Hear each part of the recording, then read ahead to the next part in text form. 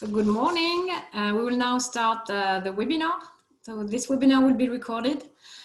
Please mute your microphone during the presentation. You will be able to ask your question in either French or English after the session. So thank you very much for attending this second session on exporting food and beverage. A few words about Women in Business New Brunswick. So we are a non-profit association and we support women entrepreneurs across the province. I'm Claire Efestion and I'm the development officer in charge of export and international trade. And I'm here to help you in your export projects. So whenever you are in the startup, expansion or export phase, feel free to reach us and we will be happy to assist you. Today we are very fortunate to have with us Angele Miller. She has over 20 years of experience in the import and export of healthy food and beverage industry. She has a strong knowledge and passion for helping new and existing brands succeed. She is a founder of successful businesses such as Abundant by Design, Active Pop, more recently Creekside R&R, and much more. And today you will benefit from a very interesting content on the particularities of the procedures and regulatory issues related to the exportation of food and beverage industry. And you will receive the essential information to start your export journey. So we will have a 45-minute training session followed by a question and answer period, then a break and another 45-minute training session followed by a Q&A before we leave for lunch. So Angele, the floor is yours. Thank you so much, Claire, and hi everyone. I'm so excited to be here with all of you today, and I'm really hoping that this training that we're going to be going through on going over regulatory considerations before exporting outside of Canada will be very helpful to you with your company and exporting your products. So Claire did, share a little bit about myself, but if you were not on the last training, I'm just going to share a few things about myself and our company. So I'm a woman entrepreneur. I'm also a mom to a beautiful little girl named Annabelle. I'm the founder for Abundant by Design, co-founder Active Pop, Collie Pop, Creekside R&R. I currently reside in Kokang here in New Brunswick.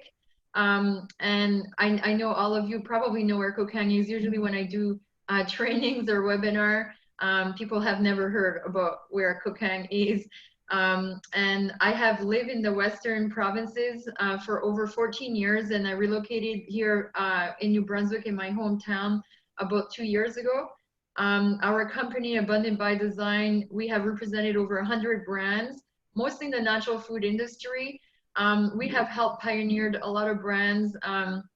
One brand that you may know of also is the One Coconut Water brand. We have launched that brand and pioneered it into Canada until they were acquired by Pepsi. We've also taken many brands to the Oscars, to the Emmys. Some of my brands have been featured on the CHFA Launchpad finalists. Active Pop and Collie Pop were two of the brands that we have pitched to the judge panel and to the buyers. Over the years, I've been to China many times for exportation events, trade shows in the US and all over Canada, and also in the EU market. We have participated and educated ourselves on exportation for at least the past 5 to 6 years. And we have experience in different facets of the business, from small retail to launching brands internationally, to even designing, branding, market research, and manufacturing. And my passion is to help companies achieve their own success. So Abundant by Design, we are a consulting firm, and we help with all your needs in launching your brand into the Canadian market or exporting your product overseas. We have specialized ourselves into more natural, organic, or non-GMO, better for you, farm to table type of products. Innovative brands as well. Mostly food and beverage is our specialization. and we can help with labeling requirement, branding, image, pricing strategies, market positioning, from distributor to retail. We've been a leader in our sector here in Canada. I was a guest speaker just recently, last October, at the United Grocer conference in Toronto here in Canada. We are working with health food stores, grocery and drugstore chains across Canada and into natural food distribution companies. I wanted to share also with you, we're going to have a special guest at the end of this call, and he's a person that I've worked very closely with over the years. Andrew has held in the past a very high position with Purity Life Health Products here in Canada. And he's specialized into packaging, labeling, regulatory, and he's the founder of Quality Smart Solution. They actually help a lot of very large brands here into Canada. They do site licensing as well, and they specialize in natural health products from pharmaceutical and natural health products, food, beverage, all of those different categories. And they have over 20 years of research and quality assurance and regulatory compliance. So I'll be very happy to bring Andrew on to the webinar with us, and he can share a little bit more on this subject and also be here to answer any potential question that may come up regarding the regulatory process. So what is food and beverage regulatory? The laws and regulations, together with food control organizations, they will ensure the safety of domestically produced, imported, and exported food products. And why is this so important? I think food safety and ensuring protection for your own company is at the core of, is at the core of this. Like, so for example, when you're exporting your food product, I think it's very important, and you want to make sure that you're following all of the right steps yourself within here in Canada with your manufacturing in terms of documentation, recording, paperwork, to protect yourself, your company, your product, and also offer, safe products outside our market. So what is the food and beverage regulatory? Every nation, as we know, we need an effective food legislation and food control service to promote safe and honestly presented, food supply to protect consumers, from potentially contaminated or spoiled foods. Generally, the food law is divided into two parts. There's the Basic Food Act and there's the regulations. The Act itself sets our broad principles, with regulations contain detailed provisions. For example, some food ingredients in various countries are considered different, and they actually may pass under a different category, and how the food itself is processed as well can make a big difference. So for example, when you would be exporting or looking at exporting your product, I'm just going to give an example. Let's say it's South Korea. And South Korea, there's certain types of food ingredients, let's say stevia. I'm just giving an example. I'm not too sure that, this is applicable to South Korea, but let's say that stevia is not an approved food ingredient, or it is approved under a certain ratio, or it's something completely new to their country or their market. That's where it's very important to look at these regulations and look at all of this information, because this may impact your product, or how you produce your product, or what kind of ingredients you're using in your product. I know that I've been in discussions with Taiwan and South Korea most recently, and for them, if it's an approved, from their information to me, if it's an approved ingredient that's already approved by their government agency, then it's fine. If not, there may be a lot of required testing that could take up to a year before your product would be approved in the market. Another example is to, even in Canada, for example, monk fruit, it's been an ongoing discussion, because as you can see, there's a lot more products or ingredients, coming out with monk fruit sugar, especially in the US. And I know Whole Foods and a lot of health food stores and grocery stores across Canada, they'll sell monk fruit in sugar in a bag that you can purchase.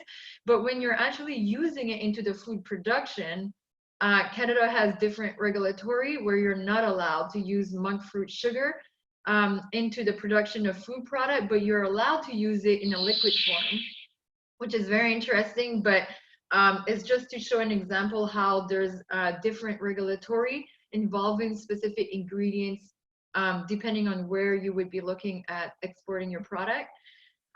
Exporting food. So to export food, you generally need a compliant food commodity. So a process, how you're processing your product, what type of raw ingredients you're using, and how the process is also put in place regarding the raw ingredients on how it's cultivated and how it's also maintained into the facility. All of these comes into play into the food production of the product. Preventative food safety control measures in place. The traceability is a big point today, where a lot of people and buyers and companies, they want to be able to know if you can trace the product, trace all of the ingredients and back to your food product, and the procedures of your food product as well. A valid Canadian Food Inspection Agency export license or registration, if applicable, as well. Documentation of all relevant export information. Is your food brand certified with ISO, ACAP, and are any other related food certifications? And do you perform certificate of analysis after every food production? So after the presentation, you'll get all of this information. And I know it's a lot of information, and sometimes it can be overwhelming. And sometimes also it's not really the fun part of our business, but it's also a very important part. So you'll get a copy like Claire shared at the end. So if you're not able, to take notes of all of this information, I know that these kind of certifications are becoming more and more relevant and important today. Certain countries are more strict than others, but even in our own market in Canada, some distributors and some buyers want, especially grocery and larger chains, they won't even look at a product if if you cannot provide the certificate of analysis and all of these type of certification for your product. So exporting food, so a step-by-step guide. We've tried to be as, we're trying to give as much information as possible, and give a lot of valuable information, and give a lot of all the steps by steps to this process. So the steps outline the consideration and overall process to exporting food from Canada to help you comply with requirements in the acts and regulations of your product.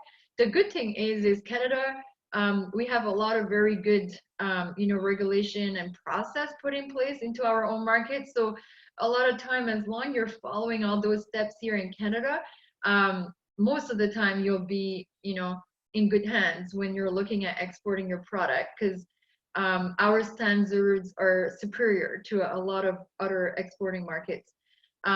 So the food exports, including their preparation and packaging, are subject to Canadian acts and regulations. Exporters must meet the following basic requirements to be eligible to export products from Canada. Beverage in itself can be very particular, and so I'm not sure if any of you here on this training today have, beverage products, but as you know, even in Canada, for example, there's a lot of different laws in each of the provinces regarding recycling laws. And most of the time you have to register in each of the province into your food beverage product, depending on the recycling laws. And so sometimes it can be, a little bit of a process, but it is a necessary process in order to sell beverages here. Do you need to register with each of these individual registrations? So we put this information because it may be very impactful when you're also exporting your beverage products. Step one, So meeting the requirements for exporting food, the food you are exporting needs to meet Canadian requirements, very importantly, and for that particular type of food product. And the food commodity you're exporting will also determine which Canadian Act and regulations you must comply with. These general requirements relate to licensing and registration and food safety, including inspections and traceability. Meet the requirements for exporting food, having a preventative control plan. It's a written document that will demonstrate how hazards or risks to food commodities are controlled. And you're required to have this plan in place if you manufacture. So I'm not too sure if you personally manufacture your own products in-house, or if you outsource your manufacturing and you partner with a co-packer. This is something very important also to discuss with your co-packer.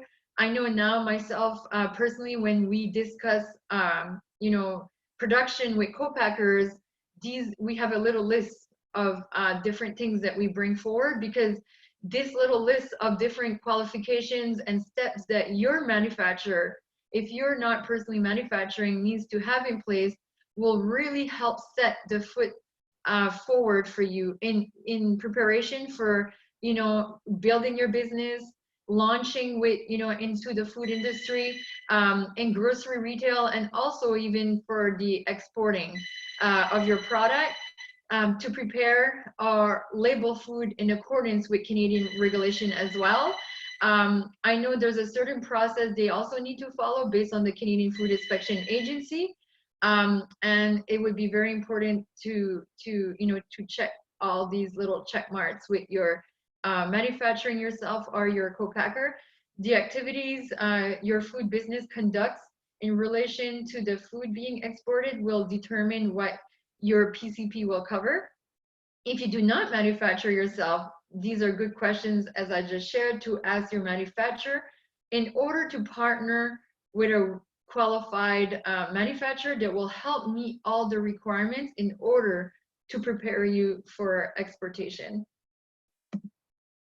Meeting the requirements for exporting food, the inspection and the fees. So the frequency of inspection, it varies according to the type of product that you produce and the type of inspection that may be required.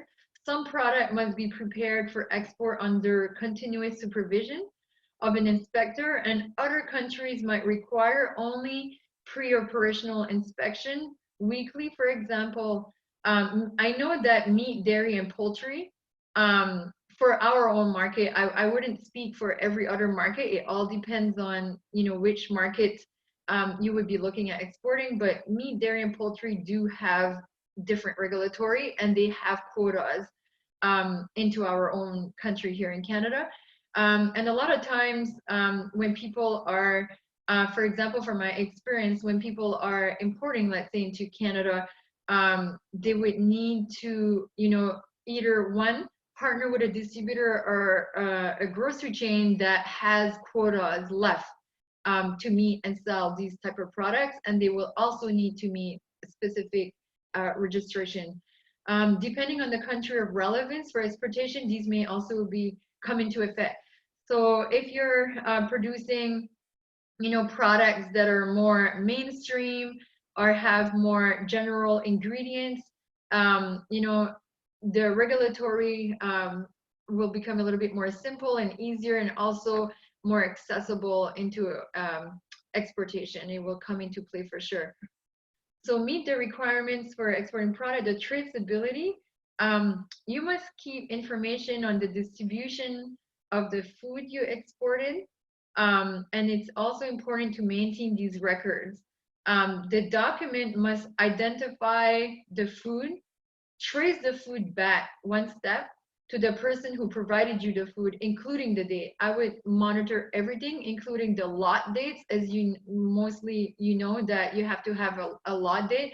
So if ever there is a situation where the food you're exporting is contaminated, or there's something that happens where, somebody gets ill eating the product or anything, you can trace it all back out to exactly when you procured the food, where it came from, what was the lot batch of that particular food product.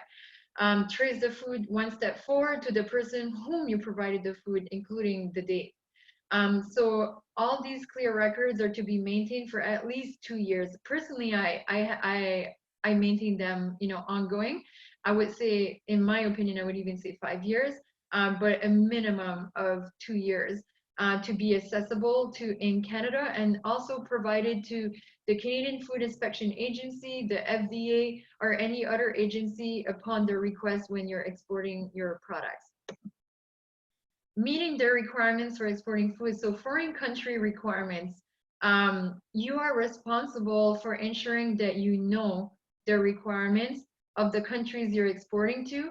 And again, I know in the previous call, and if you were not there, one of the things, and there's a lot of resources, that can be helpful too sometime, and agencies that can help you with that.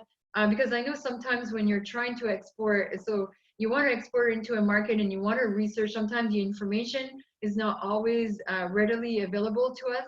And because of the language barriers, sometimes it's also very hard, I found, to find that kind of information. So reaching out to your local Canadian Trade Commissioner's office is also a very good resource, and they can also help direct you or give you the information that you're looking for, which can make a very big difference for you in starting these steps forward.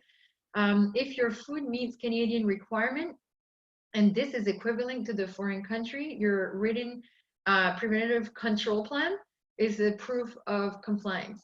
No, so Canada protects countries without food safety requirements with a minimum requirement that permits only products compliant with Canadian regulations to be exported.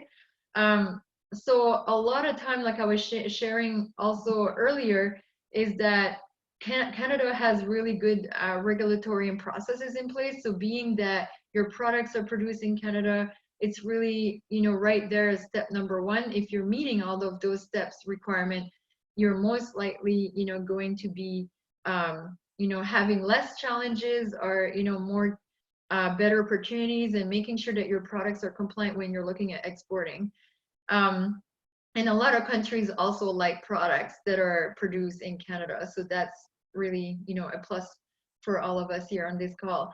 So the step 2, obtain export certification.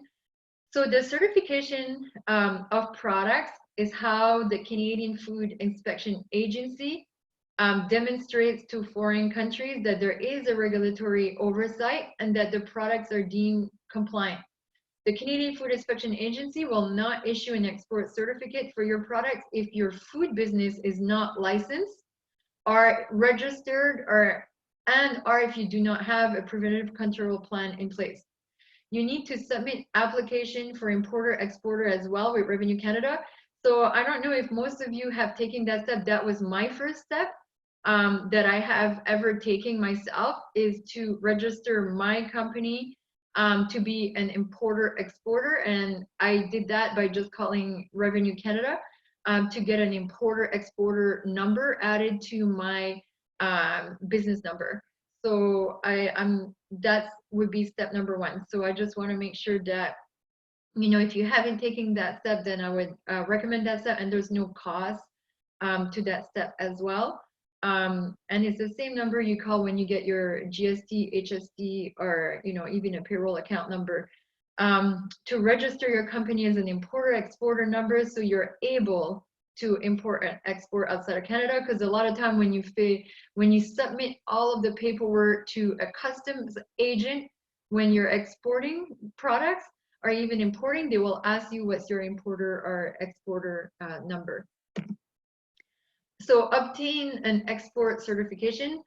The process to obtain a Canadian Food Inspection Agency export certificate varies depending on the commodity and the importing country. The steps after beginning an application could include submitting supporting documentation, paying the fees associated with the certification, and the inspection and sampling of your product. Sometimes you'll be requested to send a sample of your product for inspection and sampling. You must request a certificate before shipping your food product. You cannot obtain that certificate for the food product once they've already left Canada. So that's one important thing, because if you start shipping your product and then the customs agent or the foreign countries asking you for these certificates and you do not have it, but you've already shipped the product, that could be a situation where the product may be refused and shipped back to you, and then you would have to acquire that certificate before exporting the products. So you can retain this information on Global Affairs Canada. For international, .gc.ca, I put the information here for import exporting fees, and this just gives you an idea. So as you can see, there's not it's not high cost to get this kind of certificate, and you can find the link to those certificates on these platforms as well. So obtaining your export certification, if you manufacture, you prepare, and you store and package or label any food commodity that has been imported or is to be exported or traded interprovincially, you must do so in accordance with the Safe Food for Canadian Regulatory Regulations, so SFCR. This is now required and obligatory before selling to a lot of major chains in Canada. So for example, I wanted to import products from Costa Rica, direct from farmers, some cassava flour and sweet potato flour and different products. And I wasn't the manufacturer producing, but I'm actually repackaging here in Canada with a co-packer.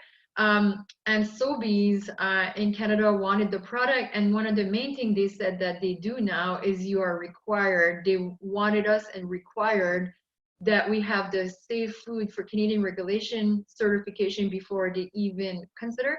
So I know it's something that a lot of major chains here in Canada are now looking for. And so either the co-packer, the manufacturer, or yourself as an importer, exporter, and a food handling food product require this type of certification. And so for organic food, you must also advertise and convey in accordance with the SFCR. And if you're producing organic product and you're producing products that have various certification, you will also need to make sure that that certification was the equivalent of that certification in that particular country, and register for that compliance in that country. And a lot of times, for example, if you're certified in Canada for the organic certification, the USDA organic certification is the equivalent, and a lot of time they're affiliated, and they can help you with that process, so it wouldn't be as much of a complicated process to get those certifications. So obtaining the export certification, if you manufacture, you process, you treat, preserve, grade, package, or label any food with the exception of food additives and alcohol beverage that is to be exported, you must have a license with a few exceptions. Packaging and labeling fresh fruits and vegetables, or vegetables and processed foods used as grain, pulse sugar beverage is intended to be manufactured or processed. It's not a consumer prepackaged food. And these could include all different type of raw ingredients. As you can see, this could have an exception into the food product. One of the things that I have encountered that was interesting, and as they always say, we always learn, right, into our journey in business, and there's always a lot of information to learn. And when you're exporting and you're opening up to various markets, there's always new regulatory and new things to learn depending on where you're exporting.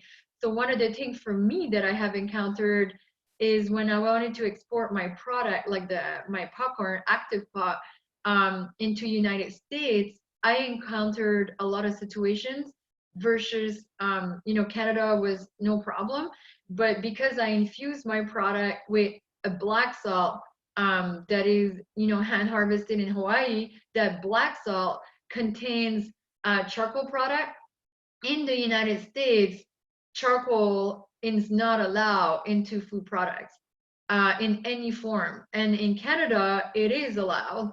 And so that's, you know, information that is very important, and I'm just sharing that because I know that you know, this could also be applicable to your product depending on the type of ingredients that you're using and how you're going to accommodate and, you know, adjust or change to meet the regulatory in exporting your food products. So the step number 3, verification by a foreign country. So the validation or the verification is an evaluation by the foreign country. This step sometimes happens before you are eligible to export to a foreign country. The verification by the foreign country, so the representative from the foreign country may come to Canada to audit your establishment. To be honest, I have never personally encountered that. I know some countries, you know, maybe more strict than others, and depending on your type of product. That I think when you're producing something that has meat, poultry, you know, dairy, that could be more into and come more into effect. I personally never encountered that. Like I have said, into my packaged good product or snack or you know, from maple product, you know, all these different types of product, I've never encountered anything like that. I found personally that third party testing is more often what I have encountered myself occasionally to validate the ingredients of the product or confirm with the presented documents. They may conduct an audit of the Canadian Food Inspection Agency inspections and findings to verify that the Canadian food safety systems will meet their requirements. The visit may be to verify that specific establishments comply with the importing country requirements. So shipping foods for export. Once you have your certificate from the Canadian Food Inspection Agency, you should be ready to ship your product.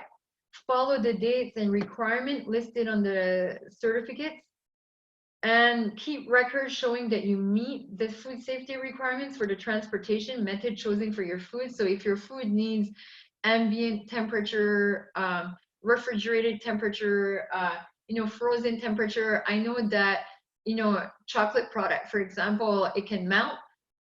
So a lot of time they will look into refrigerated containers or refrigerated trucks when shipping between US and Canada. And so those points, you know, as long as you can show that you're meeting the food safety requirements in the handling of your product based on the type of product you have, and keep records of that to demonstrate the shipping storage temperature meets the requirements. So I don't know if you know about CUSMA, but it's a newly introduced free trade agreement. It used to be called NAFTA, which was the free trade agreement between Canada and United States. But now we have what is the CUSMA. So it's between Canada, United States, and Mexico. So it's a new trade agreement. So when you're exporting or importing between Canada and United States, as long as you have this certificate, you won't have any duties and to pay on the commodity.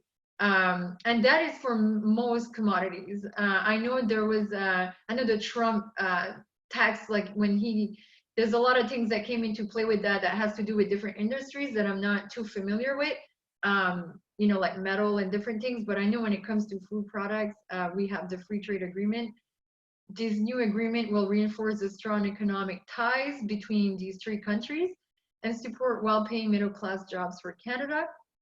And the CUSMA will maintain the tariff-free market access from NAFTA and includes updates and new chapters to address modern-day trade challenge and opportunities.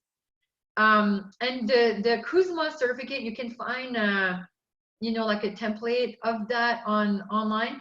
If ever you have any questions or anything, always feel free to reach out to me too. If I can help you, I will for sure. And, you know, we could forward you the link because we do have the link. But I know if you research online, CUSMA NAFTA certificate. You can find that, and you just fill that out when you ship something to United States and you encounter problems when it comes to duty. Another thing too is I would always check the duty. So I have a custom agent I work with here in Canada that works with us and help us when we export import. I would highly recommend you find yourself a custom agent if you don't, and they will help you with this kind of information too. So for example, when I want to export a product, let's say to France, I'm just giving an example. I could send them I would send an email to my custom agent, and I would ask them, if there's duties or fees or special taxes that I should be aware while exporting my product, and they will gladly give me that information. Sometimes you can find that online, but like I said, sometimes it's not always easy accessible, that kind of information, and those resources, depending on the country, the language, the barriers that you may encounter, and how you may be able to access that information. But they will tell you, okay, yeah, there could be 6% duty, and there's the 10% additional tax. And that is information that's going to be very important for you and your product in preparing, in exporting, to make sure that you account for those costs into developing your pricing, offering your pricing strategy to your exporting partners, distributors or buyers, and making sure that you account for all of this information, and to also avoid a lot of extra costs or headaches down the road. In 2017, the latest statistic data that I could find myself online when I was doing research is that $414.5 billion was exported to United States alone in Canadian merchandise, which is also a very good market. And a lot of people between Canada and US, it's pretty standard that you'll have a lot of exportation opportunities, because we're so close to each other, and we have a lot of very similar consumer demographics as well. So it's kind of helping to make it more easier in terms of transportation accessibility, and meets a lot of the points that a lot of people look for when they're looking at exporting your products. Exporting food. So besides meeting Canadian standards, most food and food commodities and food-related products exported from Canada must comply with additional requirements set by the destination countries or markets. So that's also, there may be additional things. I know certain countries, they are more strict. They have certain ingredients, certain things that are banned, versus other markets. But if your product is, using natural, ingredients, raw ingredients, or, food product, and you're not involving a lot of chemical process, then most of the time you'll be fine. But, a lot of countries, yeah, they do have certain chemicals or certain products that they would not allow. The particular requirements you need to comply will also differ depending on the product that you're exporting and the destination country. So I'm actually, kind of finished going over a bit of the information I wanted to share on this first part of our session. And I would really love to open, the conversation also, and see if anyone has any specific questions for me on any of the material that I have shared so far today.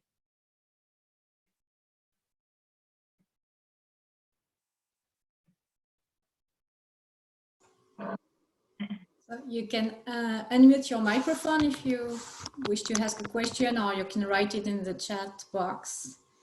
I had one question regarding the import certification or permit. Is it a one-time fee, or is it for each export? It's a one-time fee. And is it every year or just one time? It's a one-time. From my experience, like when we had to do that, yeah, we've only paid that a one time. Okay, so it's really not expensive. No, it's really not. And and all these other little certifications is what could also add up, like the SFQR, like I was saying, the regulations that even in Canada now you're required to have to, you know, sell to a lot of the chains. A lot of time when you meet all of these requirements, because Canada, you know, we have really good regulatory control in place here in the food production. So a lot of times when we have all these little certifications, when we meet that, it's going to be an easy process, and most of the time we will meet the requirements of the different countries exporting. But some countries may require their own certifications that you have to register, that may be aside from these registrations, that may add a few extra costs. But I'm not too sure what all those are, because that would be depending on the type of product in the country as well. Okay. And regarding the European market, it has a reputation to be difficult to meet the European compliance. Did you think that it was difficult for your kind of products to comply with the European requirements? No, and you know, and the European standards are also very high. I know that's one market that their standards are very strict and sometimes even more advanced than Canada and North America. But for me, like for my popcorn product, no, it was fine. And I think it's because also like popcorn is it's a standard commodity, you know, like, but when you're dealing with you know, certain types of ingredients, like, you know, if you add, like, for example, MSG and different preservative and different things, then you would have, yeah, that could be challenging, and there would be a lot more steps you have to account for. And they may approve it, but based on the percentage of that ingredient that you're adding. And the good thing too with the EU market that I would recommend, it's a really great opportunity now, because now there's also a trade agreement between Canada and the EU that before there was tariffs that could have been a little bit higher depending on your, you know, food commodity or your product, that now you have the free trade. So they're really open to looking at Canadian products. So I find it's a really great opportunity right now for all of us that are producing, you know, Canadian food product, to look at exporting to the EU market. They're very open and looking for that. Sure. I think we have one question from Tracy Foster. You mentioned something about import quotas. Could you please review that again? Yes, so the import quotas, you know, I started accounting that myself as a situation when I started looking at wanting to import, let's say, organic ice cream or dairy into Canada. And that's where I started to learn a lot about how there's different quotas. Quotas meaning that, you know, you as a company are a buyer, a particular, like, let's say it's Loblaw, Sobeys, or anyone, or a distributor, they apply to get a quota, and there's only so many quotas. Like, the government will only issue so many of these to so many companies to allow either importation or exportation. So when you're exporting, it could be that United States have a quota on your product coming from Canada, because they want to try to limit how much of those products are being exported or imported. They want to support their local farming industry. And so they only have certain quotas they approve. And those quotas could be, okay, well, you're only allowed to sell, you know, I'm just giving an example. It could be 100,000, you know, liters of a certain product. And that's the quota. Once you meet that quota, you cannot sell more of that into that market. So that's kind of what I meant by that quota. So when you're dealing with poultry, meat, I'm not sure about the seafood. I know there could be a lot of regulatory around fish and seafood as well. But I know dairy, meat, poultry and dairy for sure are number one. There's a lot of quotas around that, where, for example, for me, if I want to import or export organic ice cream or dairy or different products like that, that even contain that as an ingredient, I have to go through a buyer or a distributor that still have quotas available and have that space open that they can actually sell and bring. But it will also be limiting my opportunity to a certain amount, because they may say, okay, I have this quota available and that's all we can buy from you this year and that's all we can fulfill. So just to kind of think and consider that as well when you're looking at exporting, because I know certain countries will have that into place. Okay. Thank you very much, Angele. You're welcome. Is there any more question before the break? No, I think we can have the break now. Okay, I'll see everyone shortly. I look forward to it. At 10:30. So see you at 10:30. Thank you.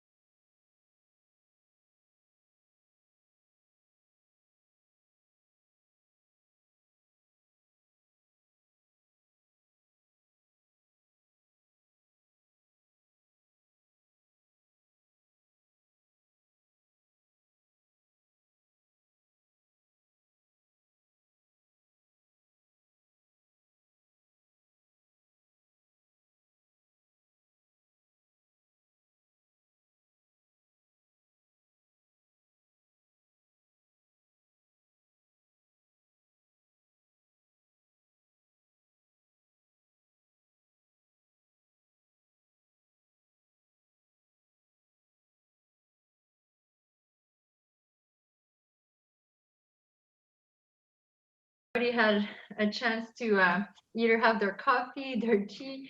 Um, and so, yeah, I'm excited to continue to where we left off here in the training. So the next steps that I wanted, I'm sorry about the noise. I was trying to figure out how to lower my volume on my phone. So the export exemptions. So exporters who only export food other than meat and fish products to countries that do not require certification may not be required to be licensed or registered. So it all depends on your product. And again, that's why it's very important to look at the specific regulatory around exporting your products into a specific country. They would still have to meet the food safety requirements, obviously, of the commodity specific regulations when applicable, and the Food and Drug Act and regulations. I have not exported to any countries where exemptions were made myself. So right now for me, in exporting, from chocolate to popcorn, maple product, like different beverage product, I hadn't required, I didn't receive any exemptions. I have to follow and register my products accordingly. Understanding regulations, labeling. So the language, labels must be written in the official language. Now I say that, but then again, I know on the last training I have touched a little bit on this point. If you're launching your product, and I just kind of wanted to kind of share this information because I think it's very important. When you're launching a food product with a specific grocery chain, grocery chains have their own politics and regulatory, as we all know. So for example, when you're selling into Loblaws in Canada, your product must meet all packaging compliance. It's very rare that you will see a large chain like Loblaws allow a sticker product. Occasionally they will do, when you sticker the back of your product with a Canadian nutritional panel, let's say, or French and English ingredients. So that would meet the requirement. But most of the time when you're launching into a chain, you need to have proper packaging with all language requirement from the market. So if the market requires their own language, or is it a dual language, like, for us, French and English, it must be met. A lot of times when I'm exporting, let's say to Asia or different things like that, selling onto online platforms, then I would need to, it's okay for me to just sticker the product with the ingredients. And most of the time my partners do that in their own country. But I just wanted to kind of say that it must meet the written official language, because depending on what you're exporting, where you're exporting it, what type of product you have, that's all going to be very important considerations to look at. And include the country of origin is also very important. A lot of times when you're exporting product, if you don't put the country of origin, there's a lot of time you'll have problems at the border, and your product will have a hard time getting released, or sometimes it could be refused and shipped back. Usually products needs to have the country of origin onto the packaging, and a lot of time even on the master carton, on the box. Name and place of business of the manufacturer, packer, or distributor, importer. Net quantity of your contents in terms of weight, mass, measure. You must meet the appropriate units weight for weight and measures in their countries. So for example, imperial or metric system, are they using centimeters, inches? Like there's all different systems that are being used, and you want to make sure you're using the appropriate one for your product, even on the specs on how you provide the information. So a lot of time when I'm dealing overseas, they want centimeter in the measurements of my boxes and all the information. And sometimes, for example, in Canada, I provide inches. So it all depends on this kind of information. Separate statement with additional information, composition, and user instructions where it makes sense. Nutritional panels requirements is very important. I had, a lot of times when I'm importing products into Canada, if they're not completely fully compliant packaging from day one, I'm okay with that. They usually have like a 6 months like granted period where you can do like a test market and you can get products. And as long that you have the French ingredients and people understand, most of the time they're good. And sometimes chains will be okay with that, especially on the West Coast, more than the East Coast of Canada, because there's less of a concentration, of these kind of requirements in terms of the language that's being spoken there and being enforced a little bit more. So usually you have a 6-month period, but when I exported products into the US, I was exporting some food bar product, and I didn't put the nutritional panel for United States. I didn't sticker that over the product, or I didn't have the packaging all fully printed, and my product was refused at the borders. So just to say that a lot of countries, they won't give you exceptions. And it's pretty strict to follow these requirements. And the nutritional panels are very different too, from different markets. Other labeling or certification laws may be applicable. So organic, like I was sharing earlier, non-GMO, paleo, gluten-free, vegan, there's different regulations like that we would have here that in that country. Some of them, they work together and they're like, you know, sister companies. Like, so for example, the non-GMO verified project certification, it would be applicable Canada, United States. The organic, yeah, a lot of time EcoSur is very, is kind of affiliated to a degree with the USDA organic, and it's easy to kind of get the same, because you have to provide the same type of documentation and reporting to both of these to get your certification in place. So I was just showing an example how it's different with the nutritional panel versus, let's say, Canada versus US. As you see, Canada, we have French and English, and even the values that would be onto the product, it needs, we need to have more of a breakdown of certain ones than they would. It's a little bit of a different nutritional fact panel. And also another thing that I encountered in the US is I was selling a bar product that also had stevia. And the way that stevia has to be written as an ingredient on the packaging was also very different than just writing stevia into Canada. So those are all the regulatory and all of the information that you would want to check depending on the ingredients and the raw ingredients that you have into your own product.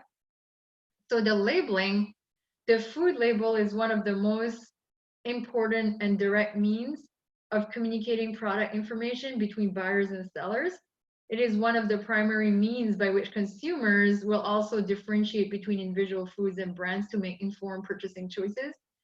And I know the food packaging, it's very important. And for me, I always say that your packaging is your own little salesperson, you know, sitting on the shelf, because when you have your product on the shelf and, you know, nobody's in store, you're not there to share the story and put a connection to consumers, somehow the consumer has to look at your packaging and be able to identify and understand what the product is and differentiate also from your competitors. So depending on the market you're going in, you would want to look at, you know, what are they doing? You know, what are my competitors doing into that market, and what can I do, you know, any different to that market to kind of help get your product to really stand out. Even like all the little, so anything that you have in your product, either it's the process or you know, the certification, you want to make sure you highlight all of that. So if your product is non-GMO, you want to highlight that. One of the things I would also recommend is, for example, when you want to do business with Whole Foods, which for us, you know, we do a lot of business with Whole Foods, they have their own politics and regulatory system in place. So for example, if your product is non-GMO, but you don't have a non-GMO certification, you're not officially certified, but yeah, your product is non-GMO, it's just you didn't go through the process of having the non-GMO verified project, Whole Foods won't allow you to put that into the packaging. You're not allowed to say that it is non-GMO unless you're officially certified. So, so those are different things that you want to look at, you know, and will help you through your process. So if you have a product that you're like, my target market is, this is where I want to sell it, you know, I want to sell to Whole Foods in the US, as well as, you know, in your own market, and you want to be able to reach that market, and that's one of your main goal in your exportation process, then you would want to make sure that you look at what are those regulatory that I need to consider and make sure that I apply on my product. Labeling, if you ensure all of your packaging and labels are compliant prior to going to print with your packaging, you will save a lot of time, money, and headaches. And that just comes from experience. You know, I have a lot of brands that when I speak to them now and they share their stories with me, they also wish they would have had some of this information to save, you know, a lot of headaches and, you know, a lot of more money that they ended up spending because they had to, you know, change their packaging very quickly or kind of sticker over all of their packaging or, you know, lost some opportunities with specific accounts or couldn't launch in those accounts until they moved through all of the packaging they had. So I'm just kind of sharing that information because it's great to kind of, once you identify your market, what you're exporting, where you want to sell, to really look at your the regulatory that's applicable to that. So the ingredients, when it comes to ingredients, you need to make sure they are all compliant in the new country before you begin to export your product to save you a lot of headache. The example I was giving before was the monk fruit in Canada.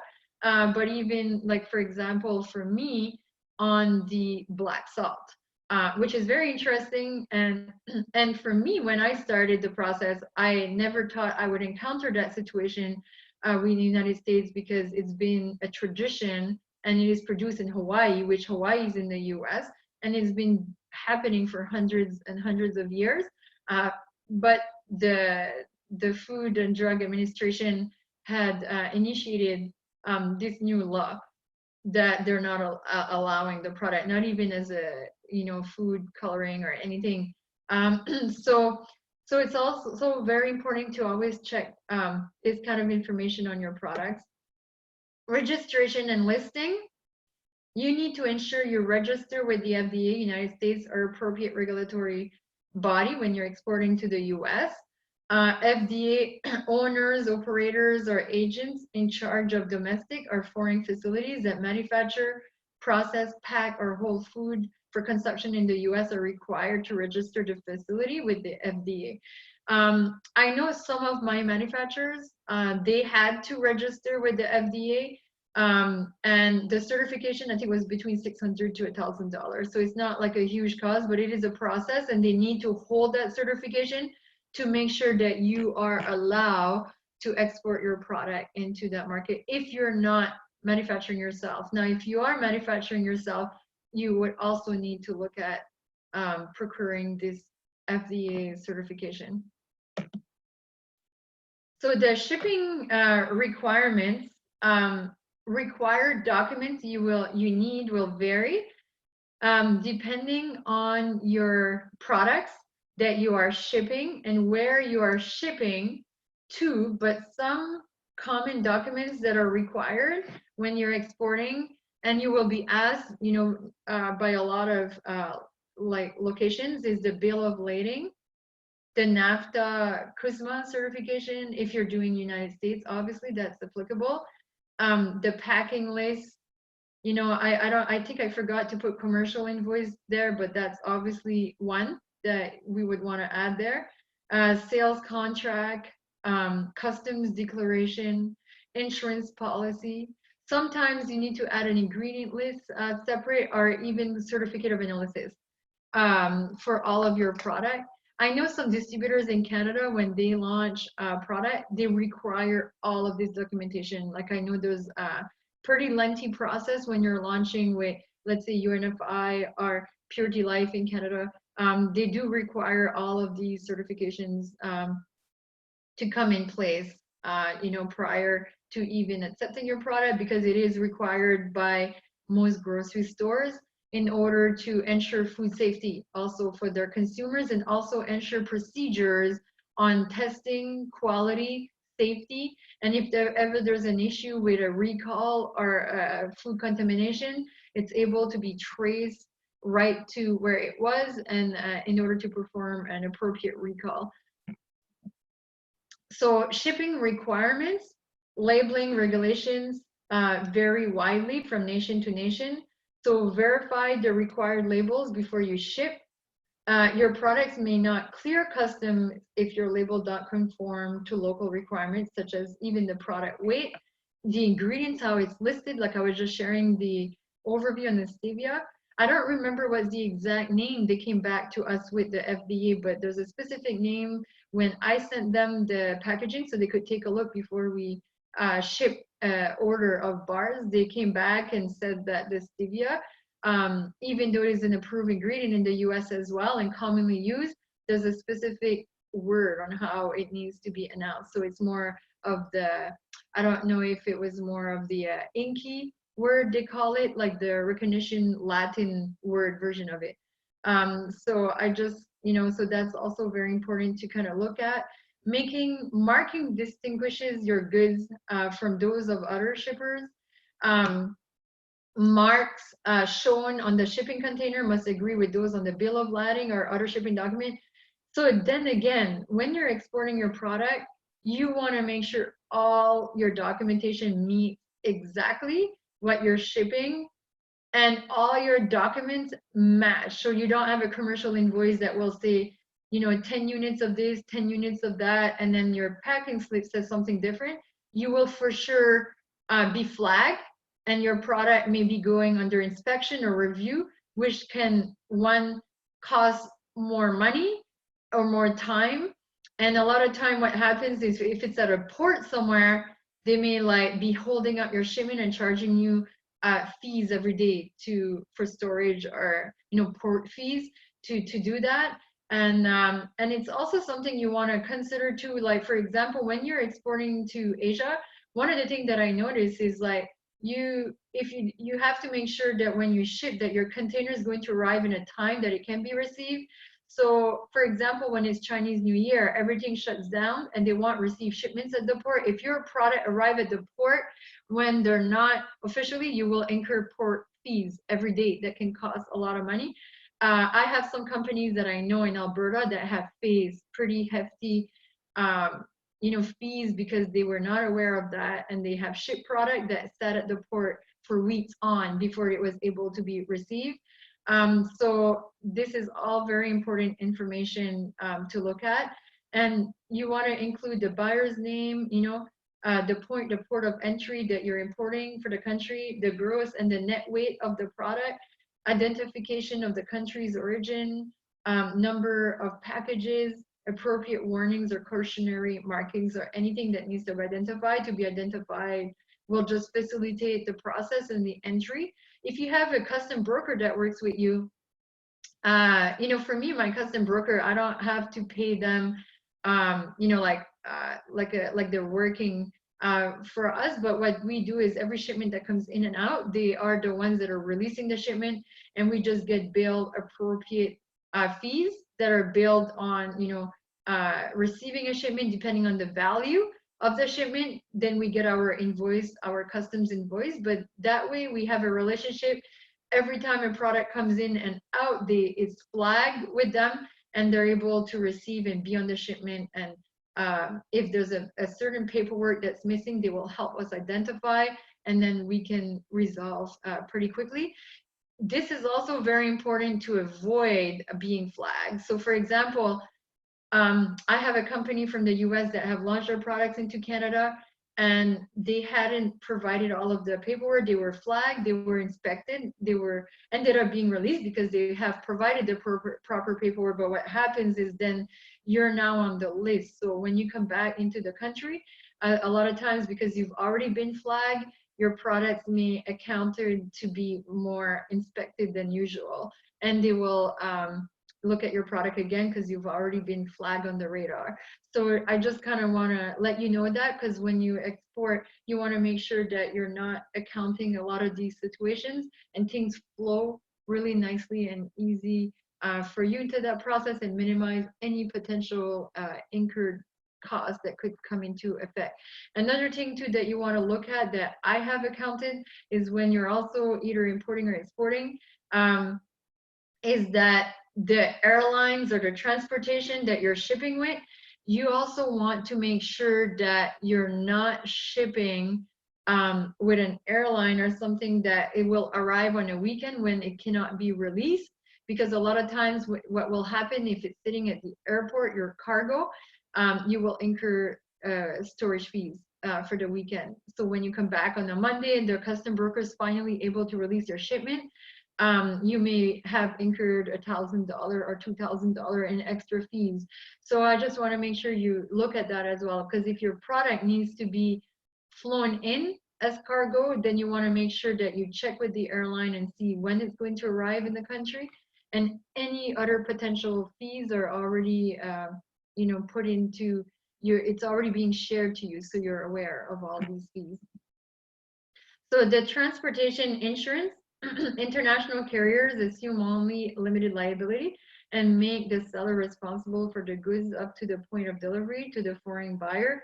For this reason, I would highly recommend you have your own international transportation insurance, and you're covered into your exportation. So I know the Business Development Bank of Canada, BDC, they have programs and opportunities to kind of help protect your shipments during exportation, and that I would highly, you could recommend that as a resource as well. Export documentation. Export documentation identifies the goods and the terms of sale, and it also provides title to the goods, evidence of insurance coverage, and certifies a certain quality or standard. Several documents are required for overseas shipping and fall into two categories: shipping documents and collection documents. So the shipping documents, they're prepared by you or your freight forwarder, and they allow the shipment to pass through customs and be loaded into a carrier and be transported to the destination. The key shipping documents include your commercial invoice, which is very important, and number one, speaking your packing slip, that will identify just how many cartons, boxes, units are into the shipment, and match your commercial invoice. The certificate of insurance, bill of lading, potentially certificate of origin, waybill, certificate of analysis. All of the other documents that I shared before also are important. And the collection documents, most differently, they're the commercial invoice, which describes the goods in detail and the amount owing by the foreign buyer. This form is also used to custom records. So that's where your custom fees will come into play. They will look at the value of your shipment, and also even if there's potential duty or extra taxes, this is where that would also be accounted for or looked for based on the value in your commercial invoice. The date of issue is very important to identify on it. You can actually look online if you want, and you can find a template of a commercial invoice, which may be very useful to help you as well. When your client will ask you to provide a commercial invoice, you could also look and find a template online and use that as a template to help you through that process. And the names and address of buyer, seller, contract or invoice number to be identified.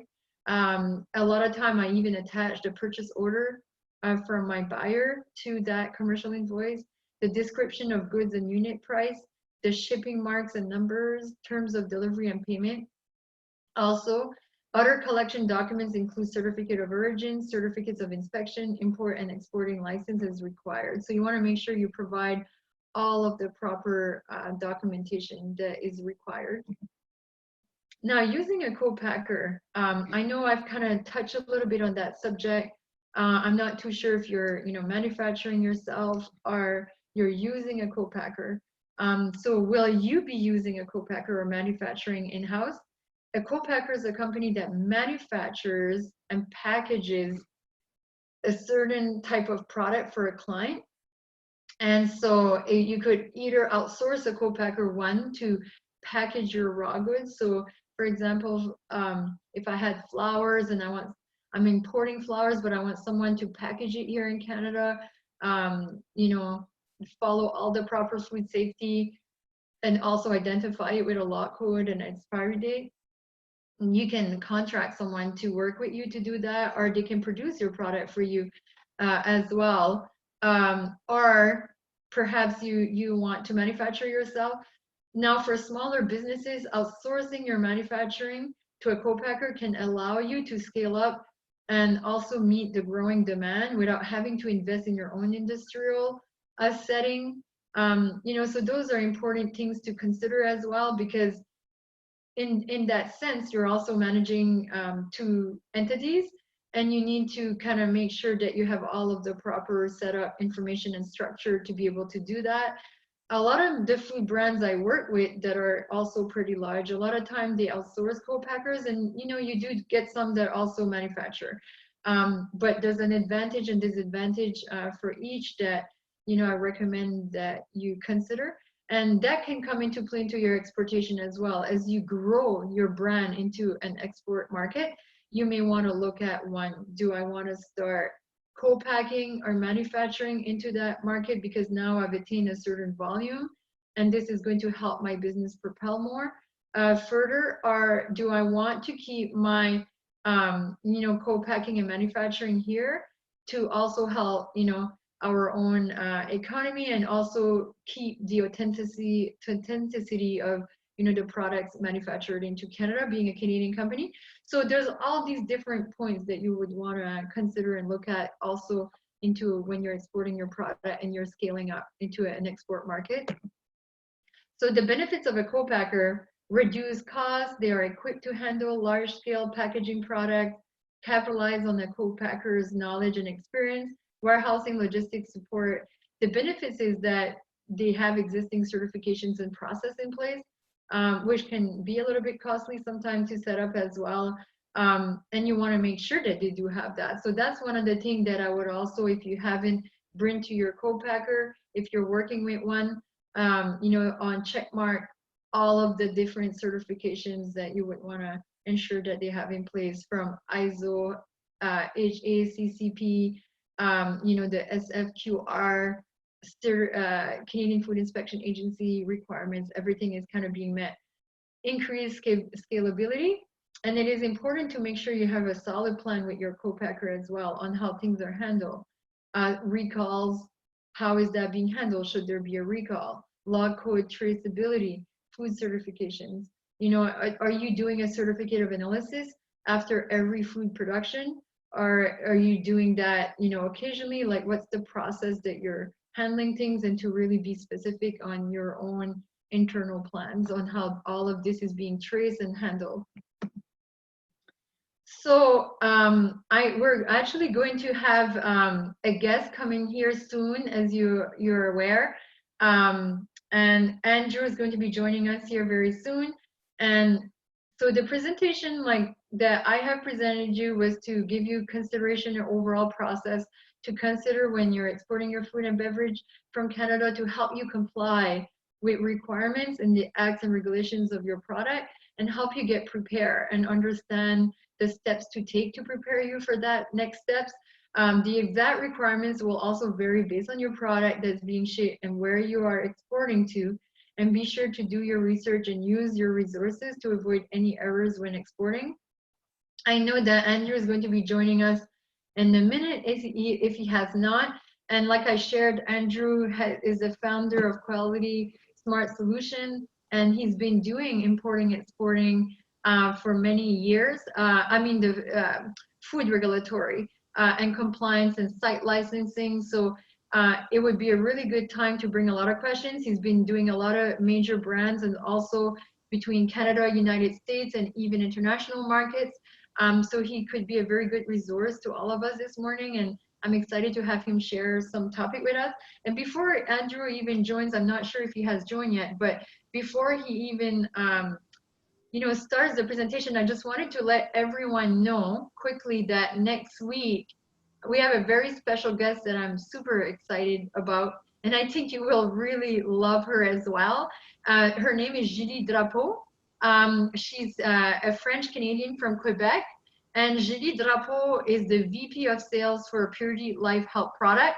And she's been in the industry for a very long time and very involved into the importing and exporting, being with Purity Life Health Product. Purity Life Health Product has over 14,000 SKUs and sell to 9,000 stores across Canada.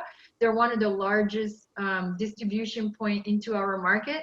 And Julie Drapeau is going to be very excited to share her own you know, knowledge behind, you know, what we do in the food industry. And to also, I'm pretty sure she'll be a very big inspiration to all of you, like she is to me as well. So I'm very excited to bring her on next week. And I really hope that, you know, all of you can come next week and also share with friends that, you know, maybe the food business that want to gain some good knowledge. And so for now, I think Andrew may have joined us. Yes, I'm here. Hi, Andrew. I was just sharing a little bit of information about you and how, you know, I've been working with you for many years now, and you're a really good resource to us, our company, as the founder of Quality Smart Solution, and you've been, you know, involved into the compliance of, you know, when you're doing compliance packaging, right, in a market regulatory wise, and you know, we have some very inspiring, you know, women in business here on the line with us, and we're with Women in Business New Brunswick. And there's a lot of, you know, women in business entrepreneurs here that are into the food production, you know, either producing food product, looking at exporting their products into other markets. And I was, you know, really excited to bring you on as a guest today and, you know, share some of your own knowledge and share some of the good tips that, you know, maybe very knowledgeable, you know, that may be really required, you know, to have, you know, when you're starting to export your product and looking at packaging regulatory. So I'll leave it up to you now to come in and share, you know, some information with all of us. So thank you so much for coming today. Okay, I appreciate that, and thank you. Thank you.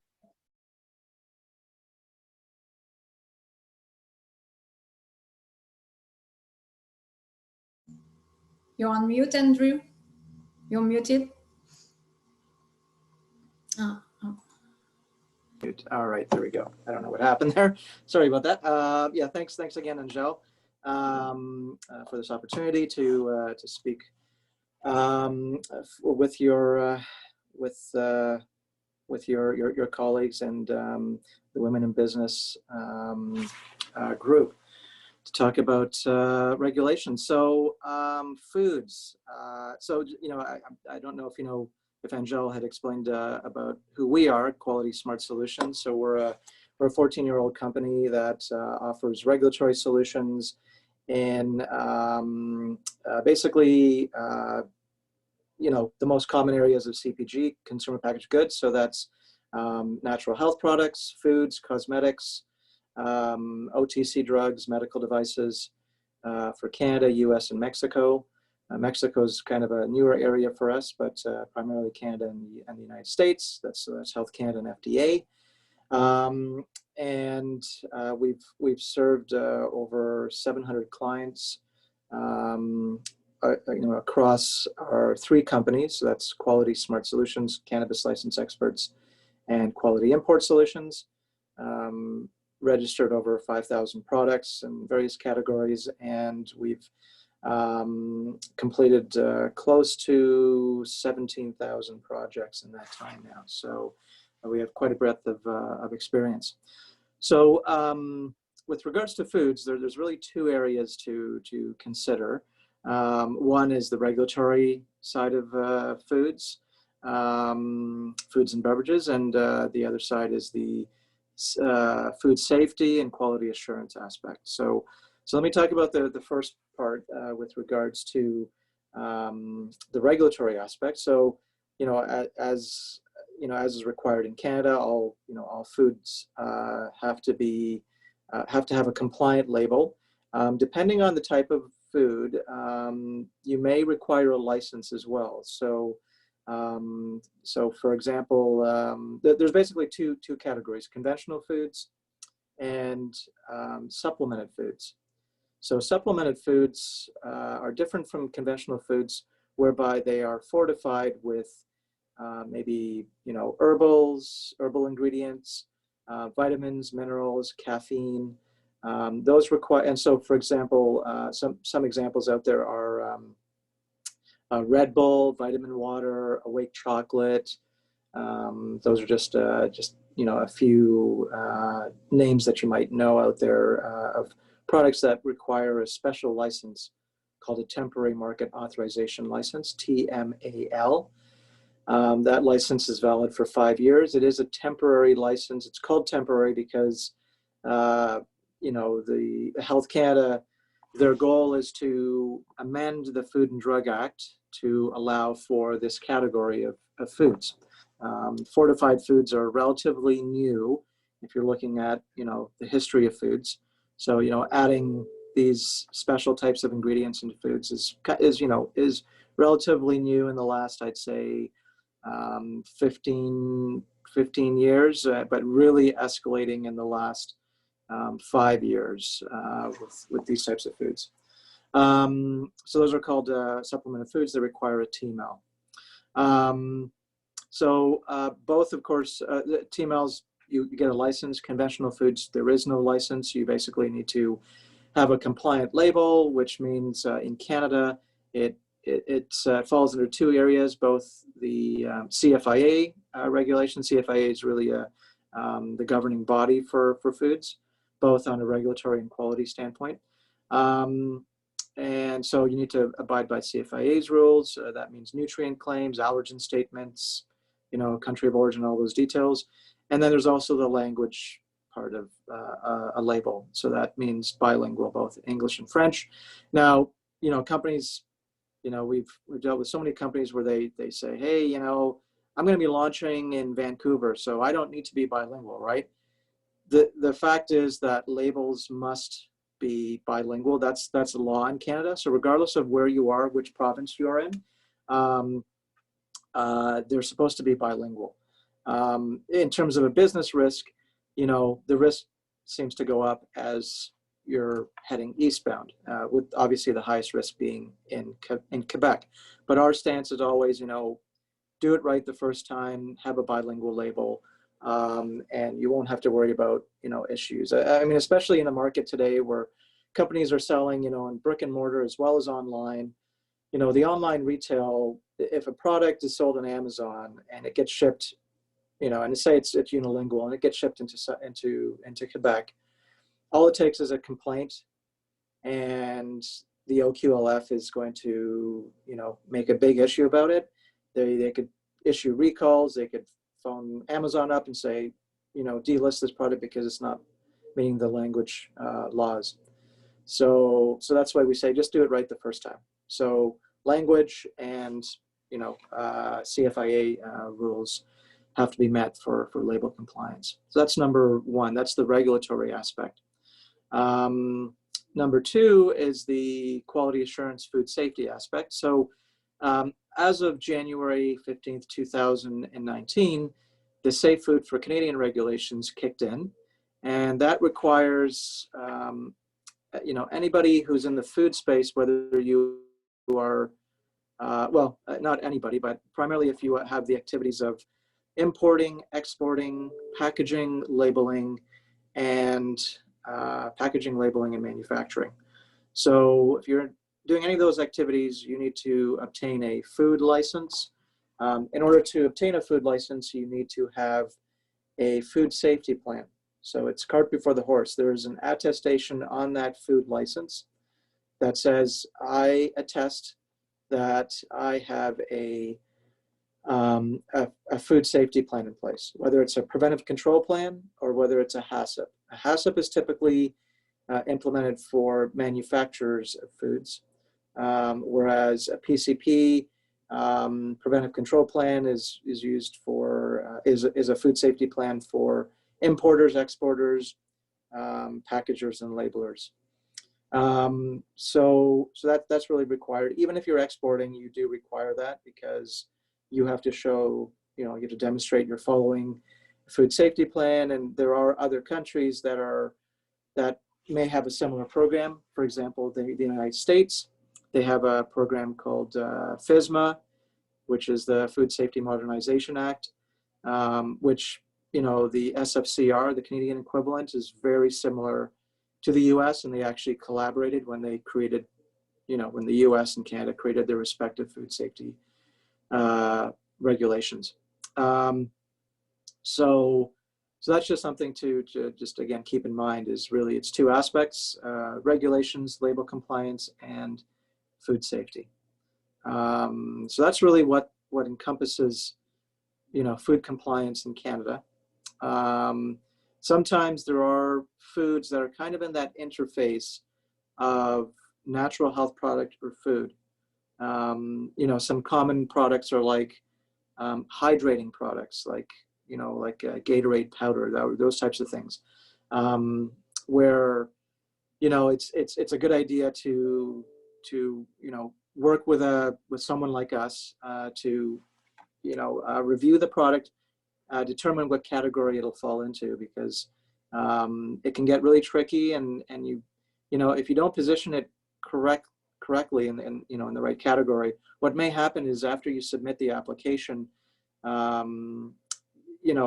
the respective division that it's being submitted to may assess and go, oh, you're in the wrong division, go put it into a different division, into the food. For example, if you submit it as an NHP, they may say, no, it's not an NHP, it should be a food. So you may end up costing yourself time. And obviously for any business, time is of the essence. You want to get its speed to market to get your product launched.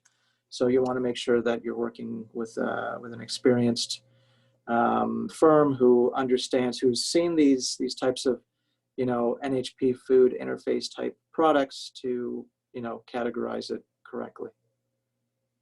So yeah. Did you have any questions?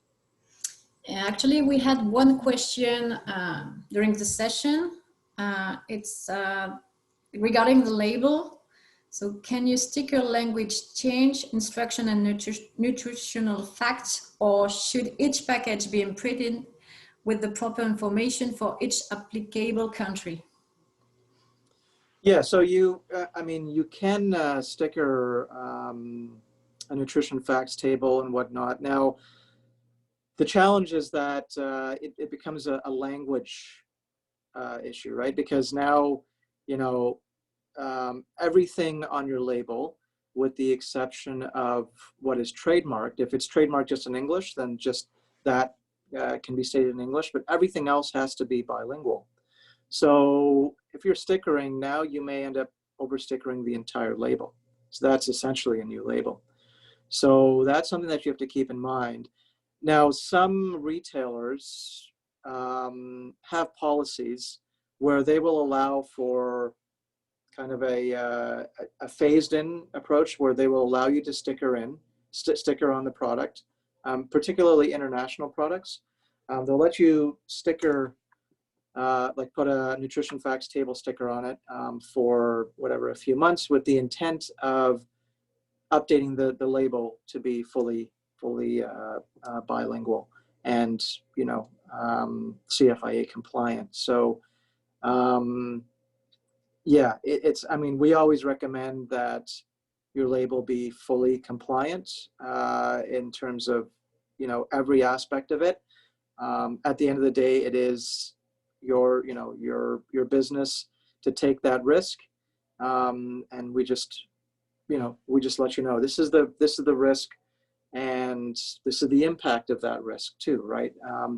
And typically, if it's not a safety issue, as long as you have your allergen statements and whatnot, the risk, and especially if it's a new product that's being launched, as long as if the safety parameters are being met, the risk is relatively low.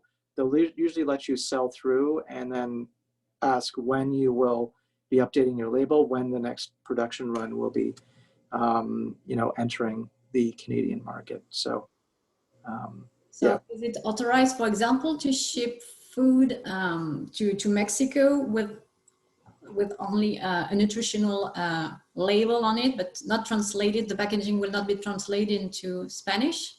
Is it possible?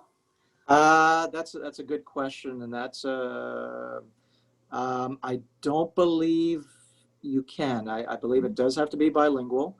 There is a whole process in terms of, yeah, so it has to be Spanish and English, and then there's a whole process of working with a distributor over there and getting the buy-in. We actually have a partner that we lean on to handle our Mexico regulations. I know it's more complex when it comes to dietary supplements. There's actually an approval licensing process compared to food labels, but yes, from what I understand, Spanish is required. And I mean, there are even some states in the United States, particularly southern states, that some retailers or brokers are asking. We're seeing this trend where they're asking for the labels to be bilingual, Spanish, English. Thank you, Andrew. Sure. And yes, another comment from the same person. That's great for a temporary solution while testing the waters. Thank you. Okay. Yeah. And again, check with that broker or retailer to determine what their policies are, because that could sway you one way or another, right? Yeah. Perfect. Thank you, Andrew. Sure. No, I think, Andrew, what you're sharing is a lot of really good information. And like I was sharing with them earlier too, like depending on the grocery chain or who you're dealing with or where you're exporting, they have like their own regulatory, and some of them may be more strict than others with the stickering or not. But the stickering is always a good option when you want to test the waters, right? Because like to produce packaging in a specific, regulatory compliance, can be costly, and because you have minimum, packaging prints to meet. So no, I really I think you shared a lot of good information, and I'm glad that you were able to come and share, some really good tips to everyone here. And Sure. I really appreciate it. I don't know if anybody else has any other questions for Andrew.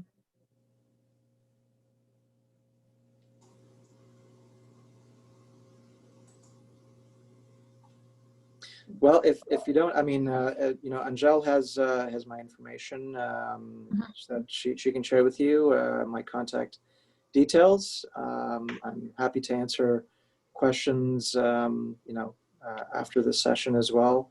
I'm available, and I mean, we have a team of experts on our staff. We have 23 between our three companies that are ready to help you guys in your journey in the space of compliance. Thank you very much, Andrew. Okay, thanks very much. Thank you so much, Andrew. I appreciate it. Okay, thanks very much. Goodbye. Okay. Bye. I had one question for you, Angele, about the co-packer. What about the protection of the recipe, the intellectual property? I can assume it's covered in the contract. Yes, correct. That's where I would really make sure that I have a proper contract in place with your manufacturer, that all your own trademarks, recipes, specific branding that you're doing for your product, you own the rights to that, and you protect that. Okay, perfect.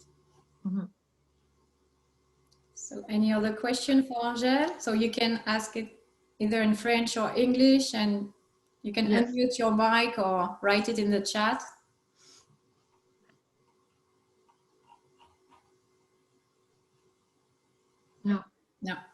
No. Okay. Well, I really I hope that all the regulatory, because I know regulatory can become perplexed, and there's so many things to look at, and it's not, like I said, always the fun part of your business, than selling and producing and creating products, but it's also a very important part. And the goal of this presentation was to kind of help assess a lot of those steps and eliminate a lot of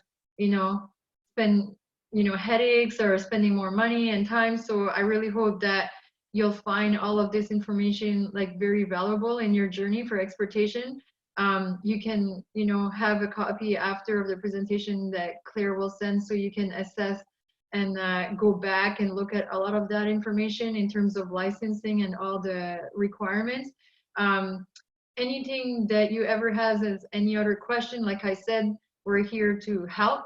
And I would be more than happy to direct you in the right way. and send you link or information that you may require if ever you have any specific questions. And yeah, and I really kind of, you know, wish you like the best with your first steps in exportation, because I know it's always exciting, you know, to start exporting your products. And yeah, that was pretty much all for today's presentation. And next week we will follow with a presentation on, you know, exporting to the US, which is going to be, you know, a very exciting topic as well. And also for online platforms, how can you trigger? And I think now, since COVID and everything that's happening, the online platform is even more on the rise from before. So we're going to share a lot of great information on who are the key players and how to, you know, start kind of, you know, triggering this into your company to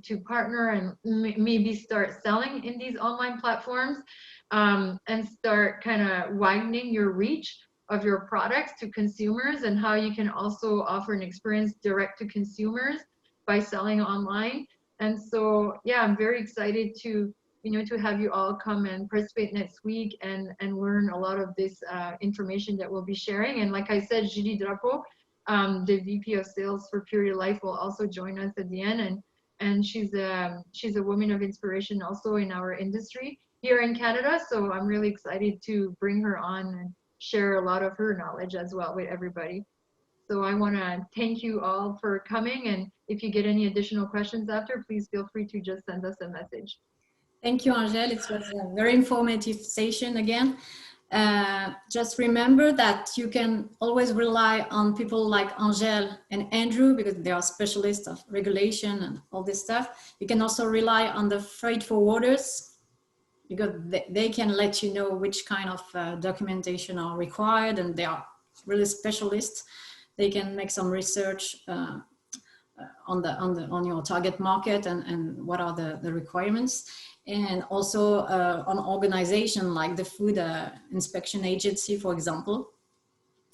So thank you again. You're going to receive the presentation and the recording of the session, and the link for the evaluation survey. So it only takes 2 minutes. Please kindly complete the survey. And I hope we are going to see you next week. Have a great day.